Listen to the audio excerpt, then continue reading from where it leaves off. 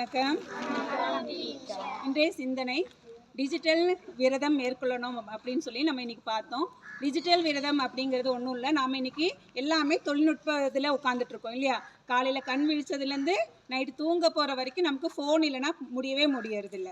எங்கே போனாலும் ஃபோனும் கையுமாவே போகிறோம். நம்ம ஸ்கூலுக்கு வர நேரம் தவிர மற்ற நேரங்களெல்லாம் அதிகமான பயன்பாடு நம்மளுடைய டிஜிட்டல் தொழில்நுட்பத்தில் தான் உட்காந்துருக்கோம். நம்ம மட்டும் இல்லை, நம்மளுடைய பெற்றோர்களும் சரி, நம்மளை சுற்றி இருக்கவங்களும் சரி, இன்றைக்கி ஃபுல்லாகவே ஃபோன் யூஸ் பண்ணிகிட்டே இருக்கோம். இந்த மாதிரியான இதுலேருந்து நம்ம வெளியில் வரணும் அப்படின்னா குறைஞ்சது ஒரு நாளைக்கு இவ்வளோ நேரம் தான் நம்ம பார்க்கணுன்னு ஒரு வரையறை வச்சுக்கணும். நம்ம சாயந்தரம் போய் ஒரு 6 மணிக்காவது படிக்க உட்காந்தோம் அப்படின்னா 9 மணி வரைக்கும் படிக்கணும்னு நம்ம மைண்டை ஃபிக்ஸ் பண்ணிக்கணும். அந்த நேரத்தில் பெற்றோர்களும் என்ன பண்ணணும் அப்படின்னா, தயவு செஞ்சு அந்த பெற்றோர்களும் என்ன பண்ணணும், அவங்க படின்னு சொல்லிட்டு அவங்க பாட்டுக்கு ஃபோன் எடுத்து பயன்படுத்திகிட்டே இருந்தாங்கன்னா நாம் படிப்பை விட்டுட்டு அவங்க என்ன பண்ணுறாங்களோ அதை தான் பார்ப்போம். அப்போது பெற்றோர்களும் உங்கள் கூட சேர்ந்து ஏதாவது படிக்கவோ இல்லை ஏதாவது எழுதவோ செஞ்சாங்க அப்படின்னா கண்டிப்பாக அந்த டிஜிட்டல் தொழில்நுட்பத்துலேருந்து நம்மளும் கொஞ்சம் கொஞ்சமாக விலகி வரலாம். எல்லா நேரமும் யூஸ் பண்ணணுங்கிற அவசியம் கிடையாது இல்லையா?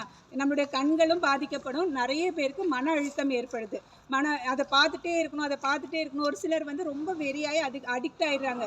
சும்மா தூங்கும்போது கூட விரல்கள் தானாக இப்படி நகர்ற மாதிரி எல்லாம் ஒரு சில குழந்தைங்களுக்கு ஆட்டோமேட்டிக்காக அந்த மாதிரியான பழக்கம் வந்துருச்சு. இப்போ நிறைய மருத்துவர்கள் அதுக்கு ட்ரீட்மெண்ட் கொடுத்துட்ருக்காங்க. நோய்கள் போக மன அழுத்தத்துக்கு ட்ரீட்மெண்ட் கொடுத்துட்ருக்காங்க. இந்த மாதிரியான பிரச்சனைகள் எல்லாம் நம்ம சந்திக்காமல் இருக்கணும் அப்படின்னா கண்டிப்பாக டிஜிட்டல் தொழில்நுட்பத்துலேருந்து நம்ம வெளியில் வரணும். எங்கா ஒரு பக்கம் போகிறோம், ஃபங்க்ஷனுக்கு போகிற இடத்துல அந்த ஃபங்க்ஷன் நடக்குதா இல்லையான்னு கூட பார்க்கறதில்ல. எல்லாரும் ஆளாளுக்கு மூலையாக உட்காந்து ஃபோனை நோண்டிகிட்டு இருக்காங்க.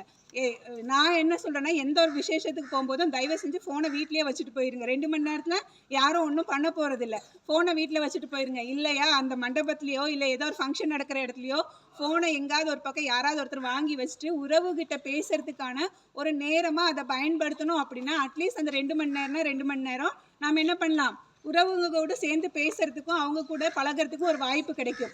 இன்றைக்கி உறவுகளே இல்லாமல் தனிச்சிருக்கோம் அப்படின்னா அதுக்கு மெயின் காரணமே இதுதான். எனக்கு ஃபேஸ்புக்கில் 1000 ஃப்ரெண்ட் இருக்காங்க, வாட்ஸ்அப்பில் 1000 ஃப்ரெண்ட் இருக்காங்க.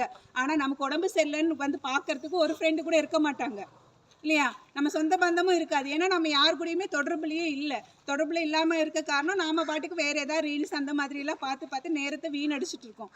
அந்த மாதிரி இல்லாமல் எந்த ஒரு ஃபங்க்ஷன் நடந்தாலும் ஃபோனை வீட்லேயே தயவு செஞ்சு வச்சுட்டு போயிட்டீங்க அப்படின்னா உங்களுக்கும் அது இதாக இருக்காது. கொண்டு வரவங்களும் அதே மாதிரி கொண்டு வர்றது பேக்லேயே வச்சுட்டாங்க அப்படின்னா இன்னும் நல்லது இல்லையா? போன இடத்துல உட்காந்து அதையே பார்த்துட்டு இருக்கும்போது என்ன ஆகுது, உறவுகிட்ட பேசுறதுக்கான நேரமும் குறைஞ்சி போகுது. போகிறோம், ஃபங்க்ஷன் அட்டன் பண்ணுறோம், திரும்பி வரோங்கிறது மாதிரி இருந்தது அப்படின்னா யார் கூடயுமே தொடர்பு இல்லாமல் போயிடும். அதனால் என்ன பண்ணணும் அப்படின்னா, டிஜிட்டல் தொழில்நுட்பத்திலேருந்து நம்ம தள்ளி இருக்கணும். நம்ம அந்த விரதம் மேற்கொள்ளணும் அப்படின்னா தினமும் சாயந்தரம் 6 மணிலேருந்து 9 மணி வரைக்கும் நான் ஃபோன் எடுக்க மாட்டேன். ஃபோன் சுவிட்ச் ஆஃப் பண்ணி வச்சுட்டு உங்கள் வேலையை பாருங்கள். 9 மணிக்கு மேலே நீங்கள் யூஸ் பண்ணுங்கள். அட்லீஸ்ட் அந்த 3 மணி நேரம்னா 3 மணி நேரம் உங்களுடைய கண்களும் மனமும் அமைதியாகும். நிறைய புக்ஸை தேடி படிங்க. நிறைய புக்ஸில் நல்ல நல்ல கருத்துக்கள் இருக்குது. நம்ம ஃபோனில் ஒரு விஷயம் தேடினா அந்த ஒரு விஷயம் மட்டும்தான் கிடைக்கும். ஆனால் புத்தகத்தில் தேடினீங்கன்னா ஒரு விஷயம் இல்லை 1000 விஷயங்கள் கிடைக்கும். அதனால் புத்தகத்தை நிறைய வாசிங்க. டிஜிட்டல் தொழில்நுட்பத்திலேருந்து விலகியே இருங்க. இந்த நாள் இனிய நாளாக அமைய என்னுடைய வாழ்த்துக்கள். நன்றி.